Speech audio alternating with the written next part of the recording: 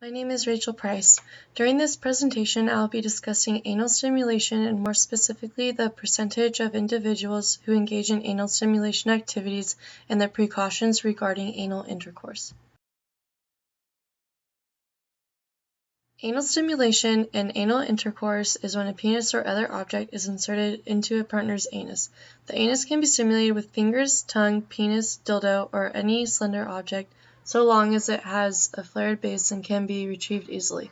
Many women find it a highly sexually sensitive area. You can give or receive anal stimulation with a male or female partner.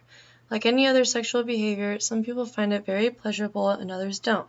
Some people are curious about it and others know it's not something they're comfortable with. The percentage of individuals who engage in anal stimulation activities is an estimated 9% of men who have sex with men and as many as 5% to 10% of sexually active women engage in receptive anal intercourse and stimulation. Types of things a person can use to create anal stimulation.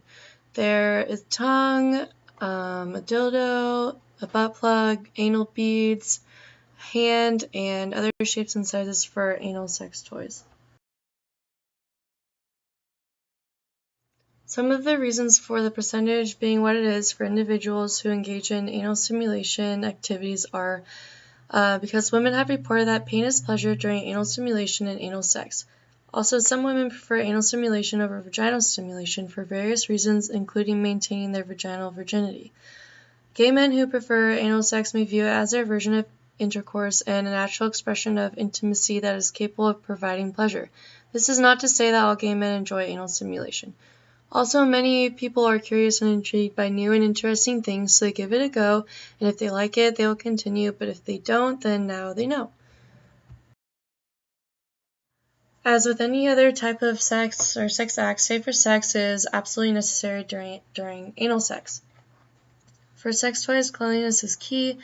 Anal sex toys should not be shared between partners without using a physical barrier such as latex or neoprene condom to prevent the presence of feces. Sharing anal toys that have not been sterilized could expose the users to various sexually transmitted diseases. Couples who engage in anal intercourse need to know that it is one of the ways that HIV can be spread sexually. This is because the lining of the anus can be easily torn if there is not enough lubrication. This creates small tears in the anus where it is easier for HIV to get in. Studies have suggested that anal exposure to HIV poses 30 times more risk for the receptive partner than vaginal exposure. Exposure to the human papillomavirus HPV may also lead to the development of anal warts and anal cancer, so using lubricants can help, but doesn't completely prevent tearing. It is important to know that the tissue inside the anus is not well protected as the skin outside the anus. Our external tissue has layers of dead cells that serve as a protective barrier against infection. The tissue inside the anus does not have this natural protection, which leaves it vulnerable to tearing and the spread of infection. So use plenty of lubricant to reduce the risk of tears. With latex condoms, always use a water-based lubricant. Relax prior to insertion of the penis to help reduce the risk of tears. Taking a warm bath before anal sex or lying on your stomach may make insertion easier. Stop if anal sex is painful. If you experience bleeding after anal sex or you notice sores or lumps around the anus or discharge coming from it, see your doctor as soon as possible. Note that the anus was designed to hold in feces. The anus is surrounded with a ring-like muscle called the anal sphincter, which tightens after we defecate. When the muscle is tight, anal penetration can be painful and difficult. Repetitive anal sex may lead to weakening of the anal sphincter, making it difficult to hold in feces until you can get to the toilet.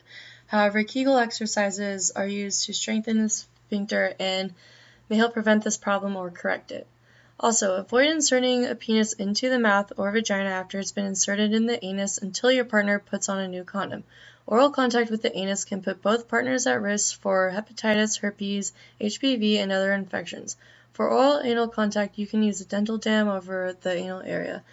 Just as bacteria in the anus can cause severe vaginal infections, it can also cause oral and intestinal infections. It is also possible to get pregnant through anal sex if semen runs out of the anus into the opening of the vagina, which is not far away, which is another good reason to use a condom. All in all, stay safe, clean, and responsible.